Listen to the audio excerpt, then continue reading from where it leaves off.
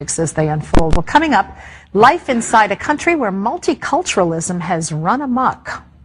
You're now branded racist, Islamophobic or neo-Nazi if you speak out against the protected species, Islam and Muslims. The way we're going to be taken back to the Stoning Age. We'll visit the nation where this is happening next. Well, in the past, the Battle of Britain withstood deadly attacks from the Nazis, and in generations prior, the Spanish Armada.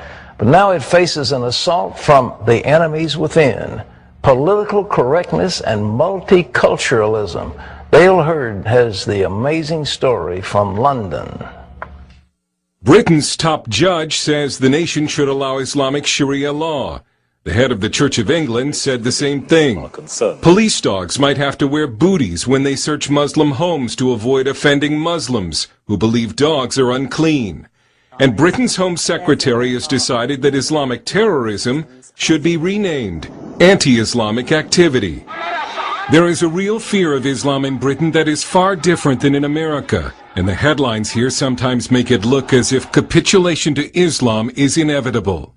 It's somewhat astonishing that in a nation of 60 million people, a couple million Muslims could cause so much concern.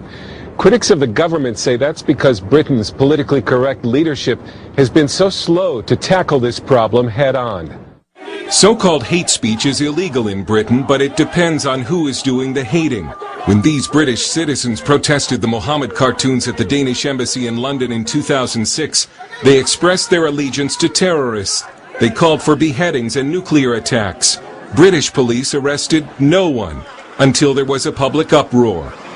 Compare that to when a British news program exposed violent rhetoric in local mosques.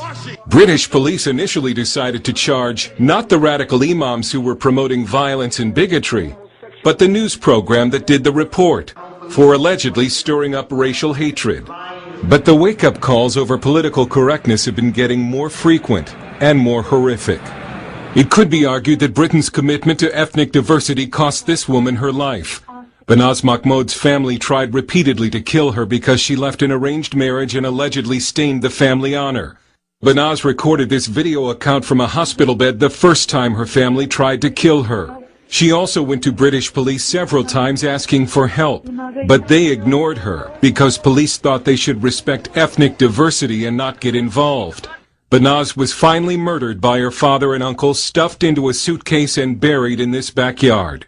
A surge in honor violence is only one result of the government's policy of respecting ethnic diversity and bowing to Islam. Gina Khan is a national spokeswoman against honor violence and Islamic radicalism.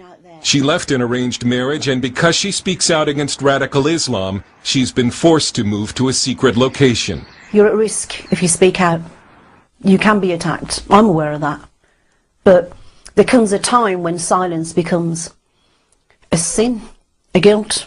I spoke out because I believe that the people in the community that I moved out of are in denial about jihadism, yet it's happening all under their noses. In fact, I think people know what's happening. When former drug dealer and now born-again Christian Paul Ray wrote in his blog that the Muslim drug gangs in his hometown of Luton were savages, he was arrested on suspicion of a hate crime. It's okay for the Muslims to do what they're doing, and no one arrests them. But then if we start saying and disagreeing with what's actually happening, you know, we're breaching community cohesion, and we get arrested for it. It's just how things are now in this country. If we speak out or say anything against the protected species, Islam and Muslims. Paul Ray fled Britain after this interview because of threats against his life from Muslim gangs. Whole sections of Britain are now considered dangerous no-go zones for non-Muslims. Sally McNamara is at the Margaret Thatcher Centre for Freedom at the Heritage Foundation. When you have a government who is so hampered by political correctness that they're unwilling to assert national values of tolerance, of rule of law, of human rights and women's rights and that sort of thing, then you're creating mixed messages where you're saying the extremists can flourish. We have a hornet's nest of Islamic extremism in Britain, which we are trying to combat on a counter-terrorism and counter-radicalisation. Stephen Gash helps lead a grassroots group called SIO, Stop the Islamization of Europe, which has a chapter in Britain. They're discriminating against the majority people in Europe now in favour of the Islamists and Muslims. And the way we're going to be taken back to the Stoning Age. So you're now branded racist, Islamophobic or neo-Nazi if you speak out against Islam. But at least one study shows that most British Muslims don't want Sharia law. A lot of Muslims came here to escape it, yet it might be foisted on them anyway by political leaders. Wherever there is this same sort of ideology and mindset, there's now more polygamy in our communities, there's more domestic violence in our communities, there's more forced marriages, and there are more honour killings now. It's clear that multiculturalism and political correctness have backfired badly. The hardcore Islamists have not been assimilated into society. But Britain's confidence in democracy and Christian civilization have been seriously weakened. Dale Hurd, CBN News, London. Thanks, Dale. Terry, that's so alarming, and it just grieves you because the British have such great traditions of freedom and to see. Actually, they were targeted. The Muslims targeted Britain. They literally wanted to take Britain over.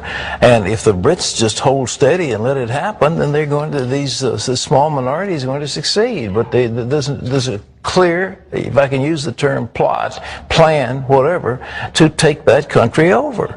I think what's disturbing about it is you clearly can see what's happened. Oh. What you can't see is that there's any kind of a plan to counter that in place. When the British have lost their faith in Christianity, then they're wide open to anything to come in. And unless you're unavowedly Christian, you're going to be subject and submissive to so many things.